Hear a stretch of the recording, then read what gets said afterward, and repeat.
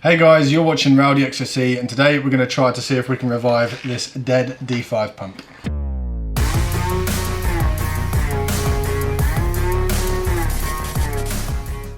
So the story behind this pump is, I believe the failure is down to my own fault. I was running EK Blue cryo fluid through it, pastel, and that was fine. I didn't have any problems. I ran that in the system for close to a year. I wanted to change the colour and to a nice hot pink, as you can see, and I used HFX fluids. Now, I read online they're supposed to be really good. The whole premise of those fluids is that they don't build up on sediment over time, and it's supposed to be really good for your system, so it seemed like a no-brainer to me. However, I don't think I flushed the system out quite enough, as I had a really bad reaction, because after only 3 months of using that fluid, both the pumps in the system stopped working. So this is one of them. Obviously we're going to break it down today and hopefully we can revive it. Yeah, it's going to be a case of hoping for the best, or worst case replacement. Now this particular pump is an EK pump. Obviously, disassembly for this one in the video is pretty much about this pump, but the concept is very much the same as long as it's a D5. So if you're using the dampener, that just needs to come off the back, like so. It's got a locking ring on the back here. Simply undo that, pull that over the power cables. Now the pump top will literally break apart from the pump like so, and as you can see straight away, loads of sediment, loads of gunge and nastiness.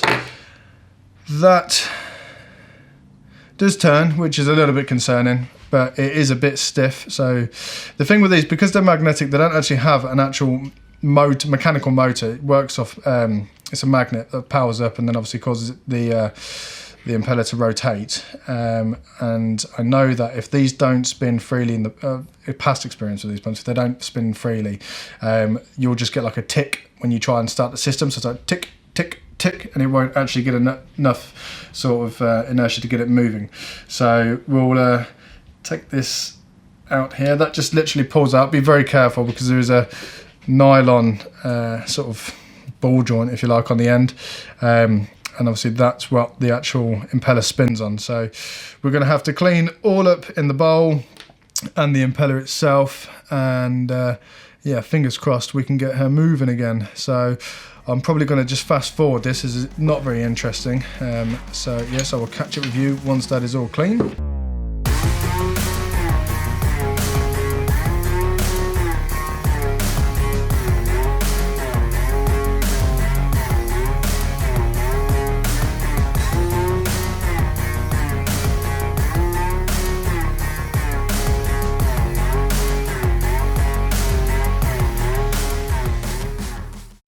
This here that I'm using is electrical contact cleaner, perfectly fine just to get into the pump and blow out a lot of the sediment and gunge. So obviously, if you can, try not to use anything other than just sort of, if it's just maintenance, just try to use a rag, maybe just a bowl of distilled water.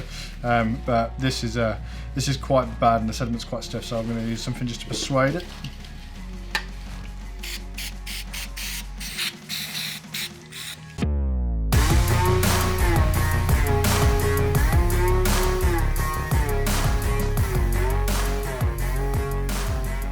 Okay, so as you can see, I've got this quite a bit more cleaner. I've got most of the sediment out of there. That little hole that goes through was completely blocked up, but the electrical contact cleaner pretty much blew that straight out. The bowl and the nylon bearing looks pretty good. And obviously the top is a bit stained. I could probably get more of that out with some more time, but I'm more interested just to see if I can actually get it working before I delve a load of time into actually making it look pretty again. So reassembly, pretty much as it came apart. First of all, take your impeller, very carefully place that over the top. You will feel huge resistance from the magnets, and already I can tell that that feels a hell of a lot smoother and better. So I am optimistic at the moment. And there was an O-ring that I had to take off. I just give that a quick clean. Just remember, if you take this off, it must go back on, as you'll end up with quite a watery mess and a very bad day if you do forget that one, I can assure you. So, pump literally pushes back on. Make sure the seal goes on nice and even. It'll feel quite tight. You probably could use something to lubricate that slightly, but for the sake of time, we're gonna not follow my own precautions. Let's get that off there. I hate it when things get manky like this. Right, locking ring back on. We'll make sure that it is nice and tight, like so. We won't worry about the dampener for now, that can stay one side. So I'm gonna do a little bit of a Frankenstein setup, just reservoir, circulate between that and the reservoir. And yeah, fingers crossed, I will get this thing working once again. It's gonna save me about 150 quid on having to replace a new one. So as you can see, we have an epic water loop. This is obviously for testing purposes only. I'm definitely not going to bury it in a rig or even hook it up to a test bench just to see if it works, as I'm very much 50-50 if I'm going to get away with this one, to be honest with you. So we've just got power supply hooked up to a jumper, and yeah, quite a janky setup. So let's try and get some water in the res without making an absolute mess. This is just distilled water, nothing fancy.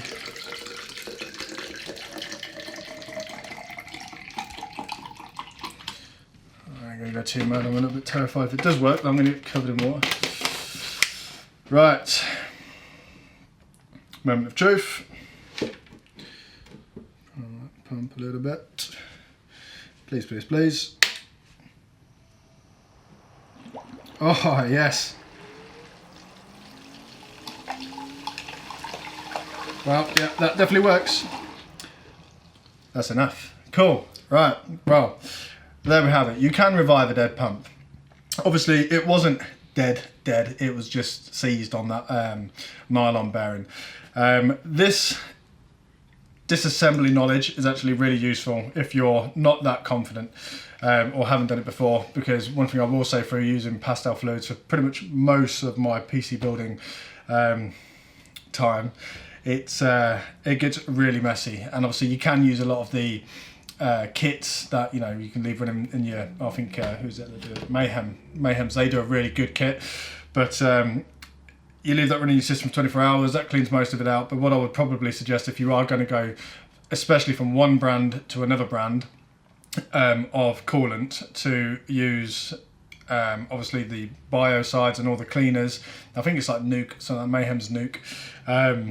But also strip down your pumps and get into everywhere that you can, just to get rid of sediment, because that's obviously what happened. That's what caught me out. I thought the system was clean. Like, I ran distilled water for it a few times before installing the new fluid, and there was no evidence of the blue whatsoever, but it must have been sediments that were left in there that clearly reacted with the coolant.